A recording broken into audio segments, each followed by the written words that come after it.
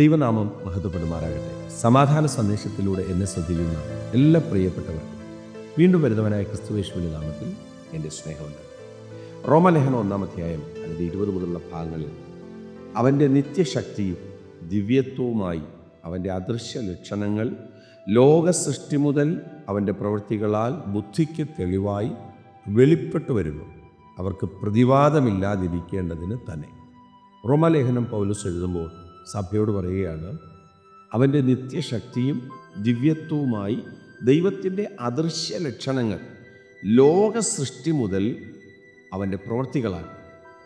വേറെ ദൈവത്തിൻ്റെ പ്രവൃത്തി ലോക സൃഷ്ടി മുതൽ മനുഷ്യർക്ക് മനസ്സിലാകുവാൻ തക്കവണ്ണം അവിടെ പറയുന്നു, ബുദ്ധിക്ക് തെളിവായി വെളിപ്പെട്ടു വരുന്നു.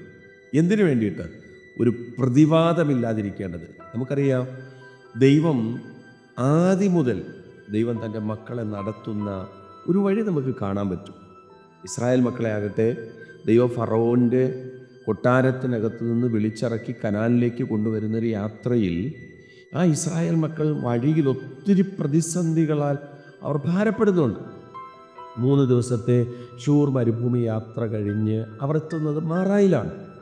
മാറായിലെത്തുമ്പോൾ അവിടെ വചനം പറയുന്നു, മാറായിലെത്തിയപ്പോൾ അവർക്ക് വെള്ളം കിട്ടി. പക്ഷേ അവർ കുടിച്ച വെള്ളം എന്തായിരുന്നു? കയ്പായിരുന്നു. ഒത്തിരി ആഗ്രഹിച്ചിട്ടാണ് എന്ത് ചെയ്യുന്നത്? അവർ വെള്ളം കുടിക്കാൻ നിൽക്കുന്നത്. കാരണം 3 ദിവസം അവർക്ക് എന്ത് കിട്ടുന്നില്ല? അവർക്ക് വെള്ളം കിട്ടുന്നില്ല. ഇങ്ങനെ ദാഹിച്ചിരിക്കുന്ന ഒരു വ്യക്തിക്ക് കിട്ടിയ വെള്ളം കയ്പാണ്.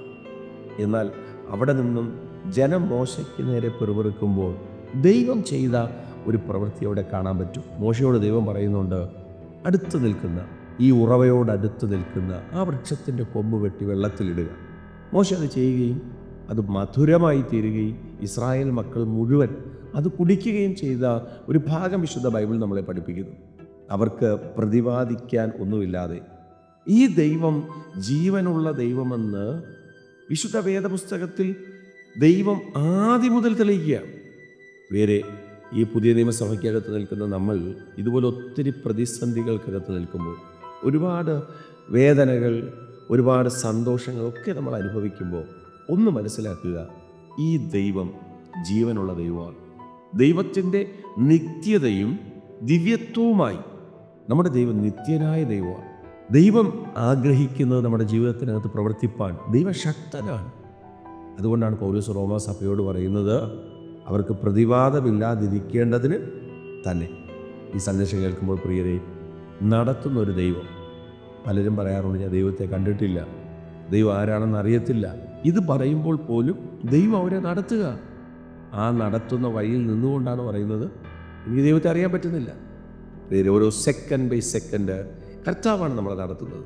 അത് വിശ്വസിച്ച് നമുക്ക് തിരിച്ച് പ്രതിവാദം പറഞ്ഞുകൊണ്ടിരിക്കാതെ ഈ ദൈവത്തിൻ്റെ നിത്യതയും ദിവ്യത്വവും തിരിച്ചറിഞ്ഞ് ആത്മാവിൽ സഞ്ചരിപ്പാൻ ദൈവം കൃപ ചെയ്യട്ടെ.